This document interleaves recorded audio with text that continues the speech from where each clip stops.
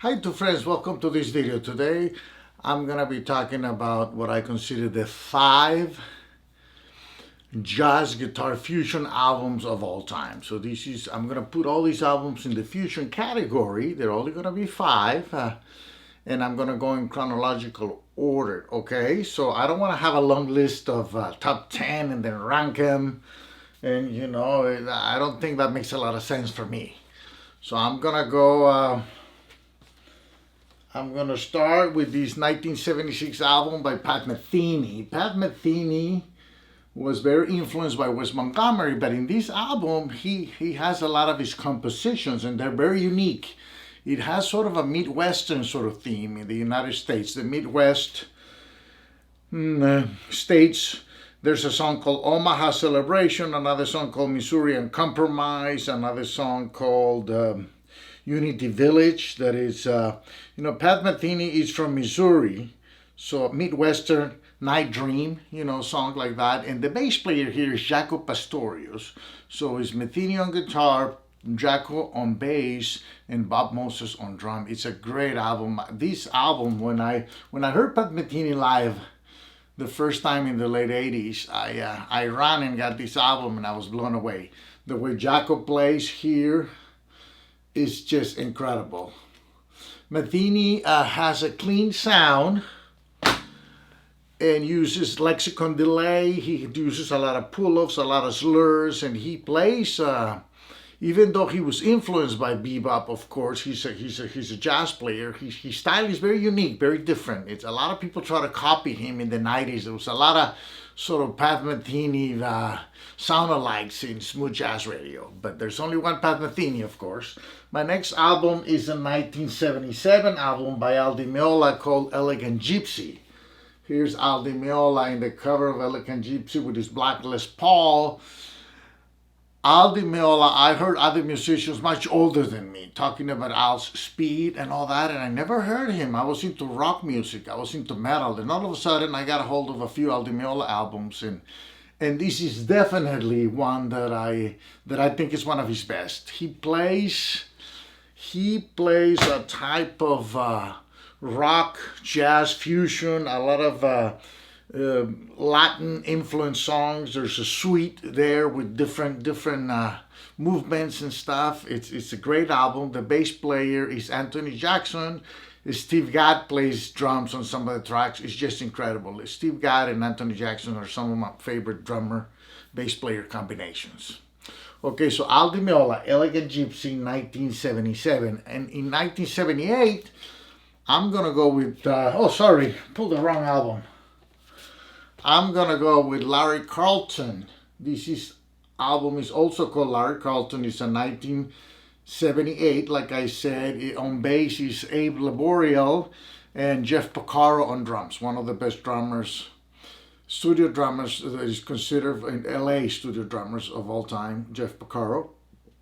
This album I consider it a fusion because of the era, but also Larry Carlton has a sort of a bluesy sort of approach, but his vocabulary is very jazzy. He plays a lot of rich harmony, a lot of rich chords, and a lot of the way he solos, you can hear the chord changes going by, even though you might not know what those are, you can hear the way he plays, he's outlining those chord changes as they go by.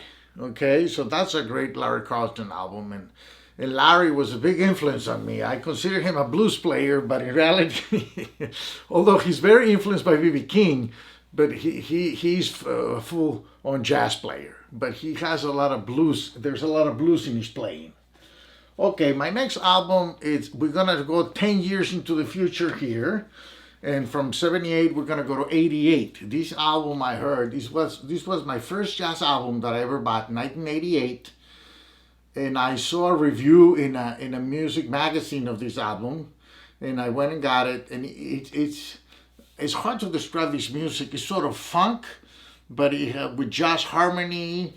And Scofield plays in a way that he's sometimes sort of outside, and he sometimes is inside the chord. You can hear how he's going through the chord changes, going sort of in and out of the harmony. and he uses a rat distortion, or he used at this point a rat distortion, and he also, like Metheny, uses a lot of slurs and hammer-ons, very fluid style, but it sounds very different, of course. John Scofield, okay, this is a great, fantastic album. Dennis Chambers is on drums, and Gary Grainer is on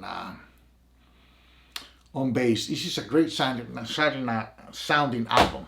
Very crisp instruments, and it's really open, and George Duke plays in a couple of tracks, and he sounds really good too. Okay, and my last album is going to be a 1989 album by Allan Holdsworth. This album is called Secrets. Many consider this to be one of Holdsworth's best albums. He's using an instrument called the syntax, and he's also using guitar. And the syntax is sort of, it's an instrument that is related to a guitar, but it's kind of like a synthesizer. It's called a syntax, and Holdsworth learned how to play it. And Allan Holdsworth is just from another planet. The harmony he uses, the chords he uses on guitar, it's incredible. It's like music from a different planet, like I said, almost from a different galaxy. He was actually not looking for wider recognition necessarily during his life. He passed away already, but he was happy if he says, if out of a certain group of people, a few of them are into my music, he said, I'm happy with that. And the bass player is Jimmy Johnson, an LA session player, and also the drummer is Vinny Colaiuta. And a lot of people consider this album to be one of the best fusion albums of all time because of Vinny Colaiuta. Some reviewers say that. Okay, well, we started with Metheny 1976, and we went to Al Di Meola 1977, and then we continue with Larry Carlton, who plays a very fluid, bluesy, jazzy guitar style, and then John Scofield, who's really a jazzer from New York. He spent a lot of years there, and then of course Allan Holdsworth, who ended in the West Coast, but he's originally from England, and his music from a different planet. I recommend that album, Secrets. Okay, get back and be blessed. I want to stick to just a few albums, 5.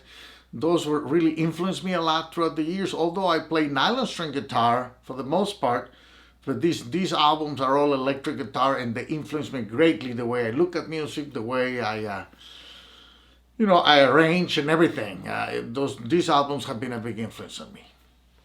Of course, I like other types of music. Get back and be blessed. And see you in the next video. Bye-bye.